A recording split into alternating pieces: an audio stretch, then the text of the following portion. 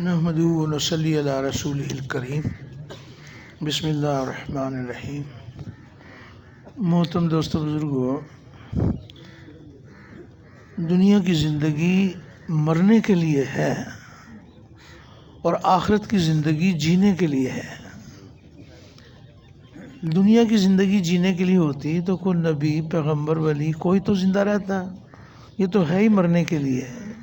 نبی کریم علیہ الصلوۃ والسلام کے پاس ایک شخص آیا، اس نے عرض کیا کہ آپ یہ ارشاد فرمائیں کہ عقل والے لوگ کون ہیں؟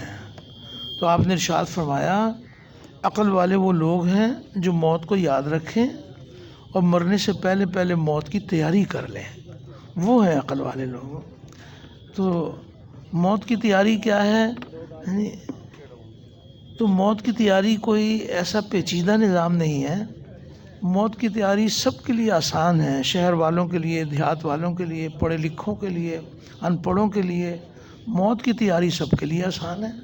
موت کی تیاری یہ ہے کہ پیاس آ جائے سنت کے مطابق پانی پی لیں، بھوک آ جائے سنت کے مطابق کھانا کھا لیں، نیند آ جائے سنت کے مطابق سو جائیں، گھر میں داخل ہونا سنت کے مطابق، گھر سے باہر نکلنا سنت کے مطابق، پاؤں میں جوتی پہننا سنت کے مطابق۔ تو لباس پہننے کا بھی طریقہ بتایا، لباس کے اتارنے کی بھی دعا بتائی۔ تو موت کی تیاری مشکل نہیں ہے۔ اس کے ساتھ کچھ یہ بات بھی شامل کر لیں کہ اللہ تعالیٰ نے اپنے بندوں کے متعلق جو احکامات عطا فرمائے ہیں، ان احکامات کو نبی کریم صلی اللہ علیہ وسلم والی پابندیوں کے ساتھ پورا کرنا۔ تو بندوں کے احکامات پورا کریں گے تو اللہ جل شانہ راضی ہو کر دنیا آخرت کی کامیابی کے دروازے کھولیں گے۔ تو اس کو بھی شامل کر لیں۔ اس کے ساتھ ساتھ نبی کریم علیہ الصلوۃ والسلام کے آخری نبی ہونے کی بنا پر نبیوں والا کام، نبیوں والی محنت آپ کی پوری امت میں منتقل کی گئی ہے۔ ہر امتی کا کام ہے، پوری کی پوری امت کا کام ہے۔